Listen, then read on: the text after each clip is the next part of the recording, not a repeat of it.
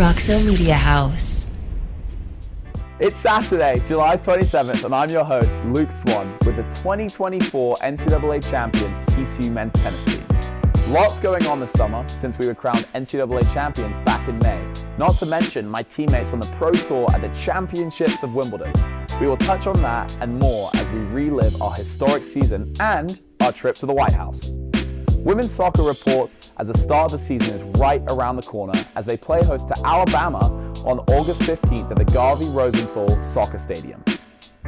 4 Frog Bowl pitchers were selected in the 2024 Major League Baseball draft this week at the Stockyards in Fort Worth, and 1 more signed as an undrafted free agent. We go inside the Flying T Club's annual event this past Thursday at River Ranch Event Center. We bring the Flying T Club studio on location to this one-of-a-kind event. And lastly, with football opening camp in 4 days, we have more dynamic news on that front, including 2 more football pro frogs added to the long list of next-level Horned Frogs drafted in the United Football League. We've got you all covered in the world of TCU athletics, and we'll be right back after a word from our sponsors. You know, we wouldn't be able to do the things we were able to do this year without the Flying T Club. So we got to continue to get people involved. It's more important right now than it's ever been. Flying T is special. It's the best thing that I've encountered in college. It allows us to be able to offset a lot of the costs that our scholarships aren't able to cover. If people like winning, invest in the Flying T Club and NIL. This is really great for athletes and just for future students who want to come here and be a part of something special, and I just think it's great. It just means a lot to us players to see all the support, and it's huge. Welcome back into the Flying T Club studio. I'm your host, Luke Swan from TCU Men's Tennis. The Flying T Club proudly serves at TCU's NIL Collective, providing opportunities for our student athletes to utilize our name, image, and likeness for charitable causes in the community. Through one-of-a-kind events, like that annual event that took place this past Thursday, members will have unrivaled access to these dynamic events where TCU student athletes and coaches take the center stage. Here is how it all went down. This is something that you've got to do if you're going to stay competitive and you're going to stay relevant. And you have 600 people show up here tonight. I think they figured it out. It just shows the support from the community, not only for football, but just for the athletic program in general, for everyone to come out for a great event like this. And we're in lockstep. People heard Jeremiah Donati, the AD, say it tonight. We're joined at the hip, and we are supporting TCU Athletics and helping them get the best players that they can get. And at the same time, we're doing a lot of great charity work. We've got 7 charitable partners. We gave $25,000 to the Presbyterian Night Shelter tonight. I mean, that's what it's all about. I mean, we are keeping TCU relevant, and we're changing lives for our student athletes. And TCU has always been a great place, but it's a better place than ever for student athletes. And that's our mission here at the Flying T Club. Obviously, I'm grateful for Flying T, and I think it gives a lot of people an opportunity that maybe didn't come from like having a lot of money back home, and just allowing them to be able to like live a life in college where they're not having to worry about paying for every little thing, and just something to rely on. Very grateful for, we have 821 donors. We had a lot of them here tonight, and you can see by the caliber of student athletes that we're able to attract and retain that it's making a big difference, on the field and on the court. So just can't say enough about their support and what they've done so far, and it looks great for the future. Our women's basketball, they got a bunch of big names. Looking forward to seeing them play. So it's just nice being at a school where it's not just football and basketball getting, kind of their fun out of the pot. It's really fun. It's fun to just see everyone and kind of celebrate TCU athletics together, other athletes, other fans, and get this season kicked off. And I just feel like athletes, just this time around with all the rules have changed and allowing us to take advantage of that, I feel like it's great for all of us. A lot of us who maybe aren't as fortunate to make something and have a pro career afterwards, are just understanding that we're able to just have a good start to life after. Last year our goal was $6.5 million. This year it's $13 million, okay? I mean, it's doubling year over year. That's the requirement, and that's the goal, and that's what we've signed up for, and that's what we're going to do. Supporting the Flying T Club means supporting the Fort Worth community. From food banks to schools to hospitals, our ambassadors are making a difference. We have talked a lot about the wild and uncertain times of college athletics and why the Flying T Club is an integral part of our TCU athletics for now and for many years to come. Through individual memberships and corporate partnerships, make a donation today and join the Flying T Club today at flyingtclub.com. Before we head to break, we want to congratulate TCU football alums Andrew Coker and Amani Bailey, who will be teammates again for the Birmingham Stallions of the United Football League, who were drafted in the 2024 UFL College Draft. A couple more frogs to recognize as a host of student athletes turn heads this preseason are Johnny Hodges and Nana Asafa-Mensah. Hodges was named to the 2024 Lott Impact Trophy list, named after the Pro Football Hall of Famer Ronnie Lott, presented annually to the defensive player who has the biggest impact for his team on and off the field. And on the same side of the ball, Asafa-Mensah, who transferred from Notre Dame, who played 39 games with the Fighting Irish, returns home as a native Fort Worth resident, has been nominated for the All-State AFCA Good Works team, which is one of the most coveted community service awards in all of college football. Congratulations to Johnny and Nana, as they are true ambassadors of not only TCU football, but TCU athletics on and off the field. Good luck, guys. More football news, as there are 33 active Horned Frogs in the NFL, a new crop has made the East-West Shrine Bowl watch list. 17 players in total made the list of the 100th edition of the nation's oldest college football all-star game that will be played right down the street at AT&T Stadium on January 25th. Full camp starts in just 3 days, with the first practice on July 30th, bright and early. Football opens the season on the road on Friday night at Stanford on August 30th, with the kickoff at 9:30 p.m. on ESPN. More to get to when we return. We will be right back. At Higginbotham, we put people first. So we simply start by listening to you. Whether you're searching for customized insurance, HR, or financial solutions to protect your home, car, health, business, or employees, our specialists are here to serve you, the people you care about, and your success. Higginbotham, insurance, HR, and financial services. Inspired by you. Simply the best barbecue in Fort Worth. Dine in, catering, or drive-through. 2900 Montgomery, just off I-30. Remember, the best barbecue in Fort Worth is at Railhead Smokehouse. Hello once again, Frog fans. I'm Luke Swan with TCU Men's Tennis. Next up, Frog Bowl USA. The 2024 Major League Baseball draft was last week in the Stockyards during All-Star Weekend, and 4 TCU baseball players heard their names as dreams continue to become reality.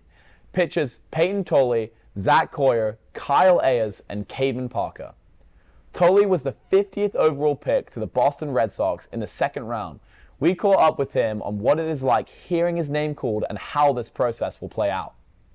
It was a pretty special moment, and I got to do it surrounded by some of my closest friends that are there in Oklahoma, and being there with my dad and my brother after hearing, being nervous all day, kind of getting to that point, watching the whole draft unfold, and not really sure if it was going to happen Sunday night or Monday, but it was definitely an exciting moment to hear my name called, and then being with those family members and those family friends is something that I'll remember forever, and something I'm sure they'll remember too. So it was a pretty special moment. Yeah, I just came out to Florida to the complex that they have down here. Got out here on Thursday, so not even a week after the draft happened. And then, yeah, I mean, it just kind of everything starts moving quickly. You start making more phone calls to guys that are, going to move you forward and help you out during this process. But definitely soaked up those last few moments with the family that we got before getting shipped off, and got out here to Florida and kind of met the guys yesterday. Really getting familiar with everybody. Some guys, guys that I've played now a couple times, and just new faces that I just met. So it's pretty exciting, and it definitely moves pretty quick once you get drafted. And now just looking forward to the next move, which is probably going to be just being here in Florida for the next couple months. it is a whole lot different just because you do have to kind of work your way up through the minor leagues and everything like that. But we'll see what happens. I think the first thing that I want to focus on is just developing what I have right now. Hopefully, really grasping that, getting a hold of that, and then next year for the first full season of pro ball, just kind of seeing what happens. Maybe some things go our way and get moved up, relatively quickly. But right now, it's just going to be a lot of hard work, a lot of just going to the field every day, have that same attitude, mindset that I've had, at TCU and throughout college. Just working hard and, kind of just worrying about yourself, not really worrying about others. It's a way of like doing what's best for me. Just trying to put myself in a good position, and who knows, we'll see what happens and next year. But I think just focusing on the present moment is going to be huge. Local product from Nolan Catholic pitcher Zach Coyer in just his first year as a Frog was drafted by the Kansas City Royals as a 317th overall pick, as well as Caden Parker to the Brewers and Kyle Ayers to the Diamondbacks. Coyer talks about his journey to TCU and what is next for him as he looks to make his mark at the next level. Yeah, so obviously, I'm a Fort Worth boy, born and raised in the 817. So my story's always kind of been around TCU. I went to St. Andrews Middle School, obviously played baseball at University of Little League, which a lot of the Fort Worth kids will know what's up. Went to high school at Nolan Catholic, about 5 or 10 minutes from school. I know even our swim team uses their pools. So always been really close to Fort Worth. Ended up doing a community college down in Waco. Obviously, an hour and a half away. So my roots have always been really close to Fort Worth and to TCU. And so to finally get that offer from TCU out of community college was a huge deal, to be able to come back home. My family would be able to come to every single game that I've, was going to play, every inter squad, everything that they wanted to. So many family friends and friends from home are going to be able to come by and watch. So my journey has obviously always been around Fort Worth and in Texas, and this is my first time kind of getting away from that. And it's been exciting to get out and explore a little bit more than I have my whole life. Being in Arizona now. But yeah, it's been a journey that's, always kind of surrounded that Fort Worth area. And now we're bringing it over to Surprise, Arizona. Yeah, so day 2 was a long day. Obviously was hoping to get the call on day 2. We knew it was possible, but, it was still going to be a stretch. But obviously I'm hoping for the best. I never put the draft on one time because I never wanted to watch anybody's name get called before me. So day 3 started at, it was 1 o'clock on Tuesday. I was about 12:59. It might have been 1 o'clock on the dot when I sat down on the couch to watch a show with my sister. Within 2 minutes, my dad is running in from the other room, screaming, screeching like a little girl. It was pretty crazy. And I stand up, I go, "What? Did I just get picked?" And he goes, "You're a Kansas City Royal, baby." So my brother was on a business call, funny enough, in the kitchen right there, and we all just started screaming and celebrating. So they gave me a call about 5 or 6 minutes after they had picked me and said, "Congratulations, welcome to the Royals." So it was pretty unexpected. I'm really happy that it went so fast on day 3. We spent a lot of time waiting, so it was good to have it done. And the rest of the day was just one big party. Yeah, so I would say in baseball, it's probably generally about 3 or 4 years. It does normally on average take a while. Right now they have us in Surprise at the spring training complex. We're doing a little bit of a mini spring training. And this whole kind of fall part is just going to be getting us broken in and getting us ready for next February when spring training hits the ground running and we have a full season. But really all you kind of want and you're looking for is, every year just be moving up that ladder, low A, high A, double A, triple A, moving up that ladder each and every year. And if you're doing that, they're going to keep you around, and hopefully within about 3 or 4 years, you'll be in that Royal Blue in Kansas City. Coyer appeared in 24 games, starting one with a 6-2 record, totaling 39 strikeouts in 36-plus innings. TCU sets you up with everything that you possibly need to be successful. And it's funny because you show up here and while everything is a little bit bigger, they have a little bit more, they may have 1 or 2 more staff members at every single position. It's nothing that I hadn't seen before. I'd seen the nutrition. I've seen, great cooking for athletes. I've seen fantastic weight rooms and staff. Obviously the baseball coaches are incredible at TCU, and it's no different here. And so I think it really prepared me in a mature sense of how to use all those resources to the best of my ability and not and not show up and be shocked by everything. So, I still feel really comfortable here because TCU kind of showed me all these little things. And now it's just, use those extra couple people here to make myself even better. I always said when I first got to TCU that if you can't be great at TCU, you can't be great anywhere because they give you everything. And it's shown to be true now that I've been here. Parker missed all of the season in 2023, but came back strong this season with 17 appearances and a 4.11 ERA with 42 strikeouts. Ayers was picked in the 14th round as the 404th overall pick. And let's not forget Hunter Hodges, who heads to the Big Apple, signing as an undrafted free agent to the New York Mets. Ever since Kirk Salas has been on campus, Frogwell USA has had 68 draft picks, with 27 of those being top 10 round picks and 3 first-round picks. Turning to women's soccer, head coach Eric Bell's 2024 squad has reported, and here is what we have to look forward to this season. And so it's up to them to kind of hold a standard that we've hopefully created over the course of time, especially with these older players. And it's obviously less structured, but it's an opportunity for them to get fit or continue to get fit, and then for the younger players to figure out how we play and get a glimpse of how we play before we as coaches can roll the balls out and help them out a little bit more. For me, I want our mentality to be good. I want us to walk onto the field and expect to win. I want to get after Alabama and put them under pressure and see how they deal with it. And I want to score goals and entertain the crowd. And I want a big crowd to be there to help us out, to help us win this first game. And I expect us to be running out there with our hair on fire. And if we do that, well, I think we have a chance to be successful. Coach Bell talks about his 2024 signing class mixed with 14 true freshmen and 4 transfers that will make an immediate impact. Maturity and experience will help them in their pursuit for the Big 12 title and a deep run in the NCAA tournament. And what can we expect out of this team going into this home opener just under 20 days away? It's exciting, yet it's stressful because, we got to figure out, a lineup in 16 days, right? We've got the shortest preseason of any NCAA sport, and it's hard, but we've over the course of time been able to do it, and I don't think that's going to change this fall. It's just a matter of being able to do it in a way that makes sense, and we figure out the lineup as best we can.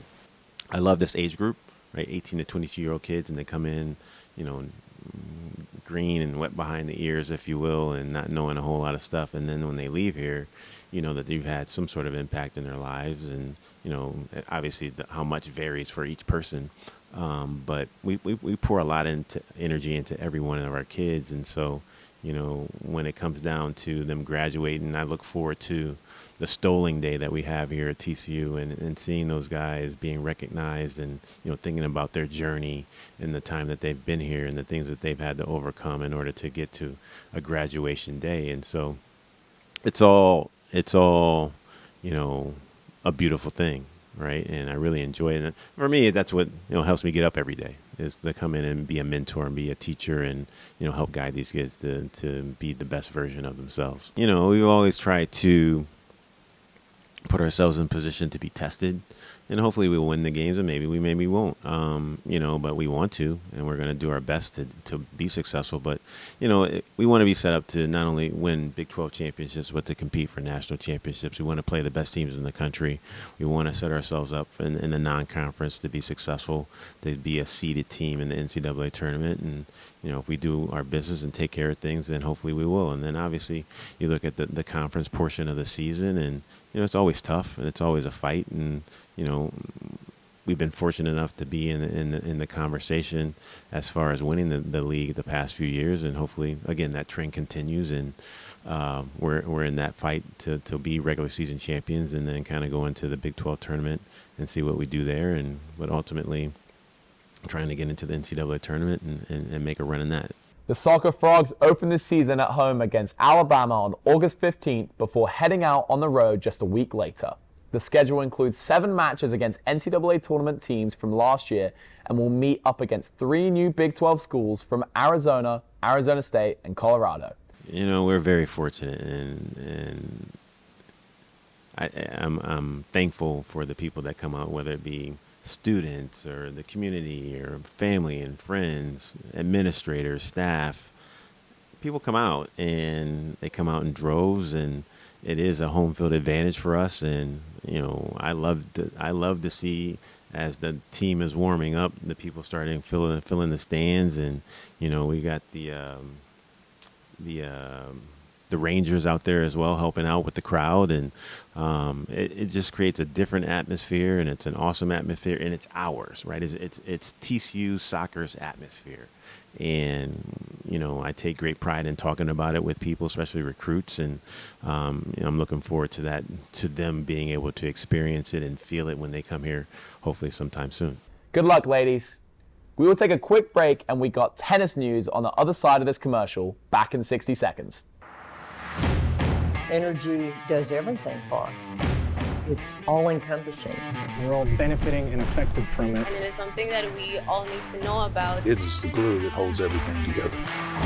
TCU is powering what matters, our future. We don't just talk about what's needed, we focus on results. The Ralph Lowe Energy Institute is creating a world where energy is affordable, sustainable, and reliable. Welcome to the Squire Shop.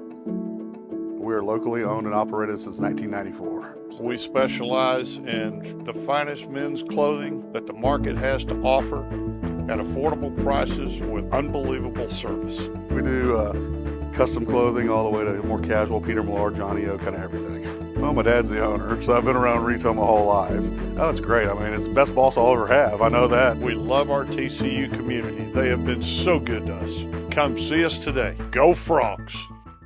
We're back in the Flying T Club studio, and before we wrap, we have a special guest talking about the TCU men's tennis historic season and their awesome summer. Yeah, I mean, the fall is always a grind for our team. I mean, people think we're a spring season, but tennis is really all year round. You get to play pro tournaments, college tournaments, all before you even get into the season. So it was a really, really fun fall, and I felt like we put in the effort where we would have a great spring season. And going into the spring season, we knew it was going to be tough. We knew we had a great season last year. We lost great names like Luke Fomba and Sander Young, but we wanted to come back with a strong freshman class and come out and win some tournaments and hopefully win the even biggest ones. And kind of looking at our fall, or going into the spring, we had a match against Tennessee at home, which was a big 4-3 win, a great comeback with awesome matches from Jake and then Louis and Tommy to clinch. It was a really awesome experience. And then taking that into the ITA Indoor National Championships, where we were going for back to back, which is honestly pretty incredible to think about. And we had a great first few rounds of that tournament, took on Wake Forest in the semis, had a great win against them, and knew we had a tough match incoming with Ohio State. So we were 3 back-to-back finals, and we knew it was going to be a tall task to get it done. And unfortunately, we couldn't get it done with an absolute battle, losing 4-3. But all that did was give us motivation for the rest of the season.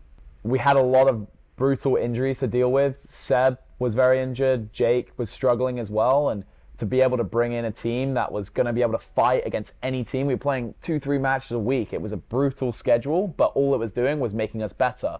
We had a huge win after indoors against Texas, winning 4-3, which was fantastic. But then we went on some long road trips out in California, then in Oklahoma, and then taking on Texas as well.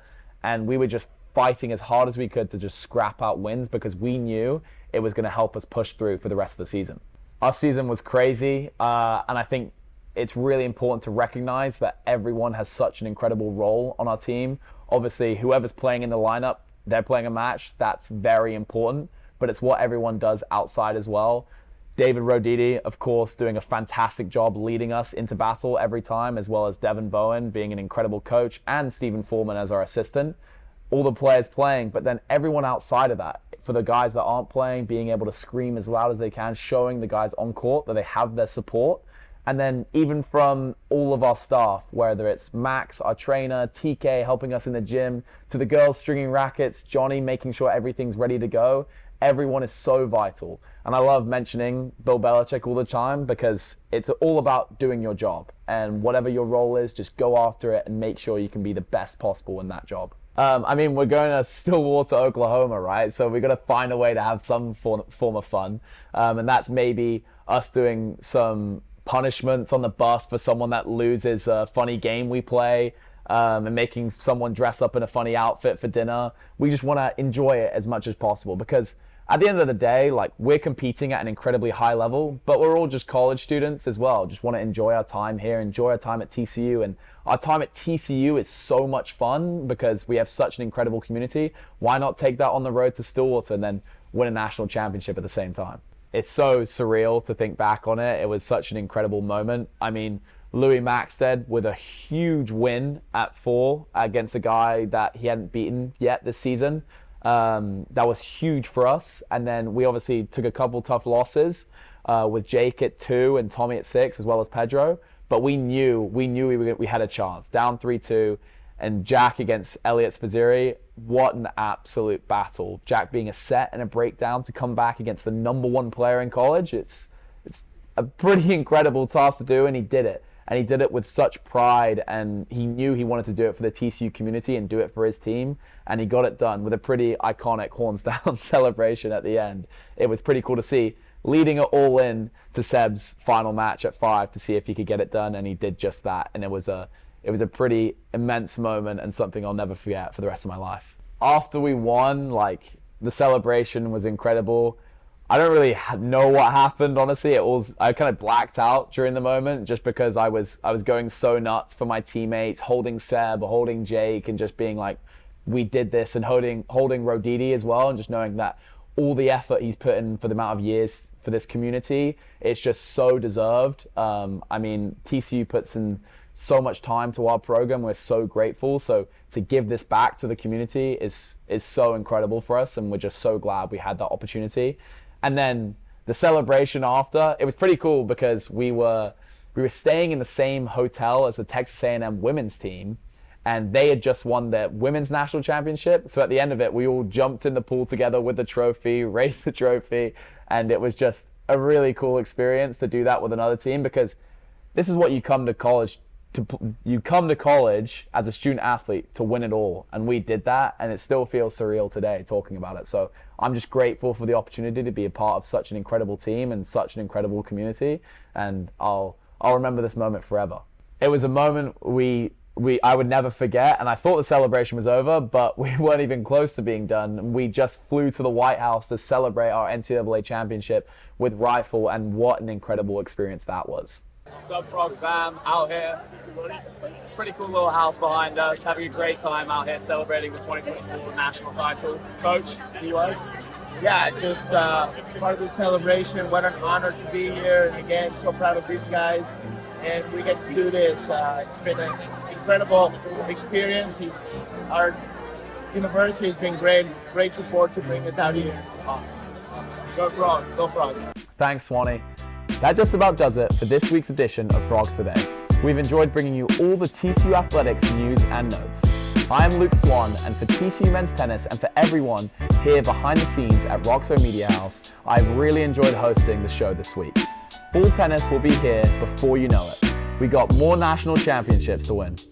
This has been Frogs Today for Saturday, July 27th. Thanks for joining us. Go Frogs. Roxo Media House.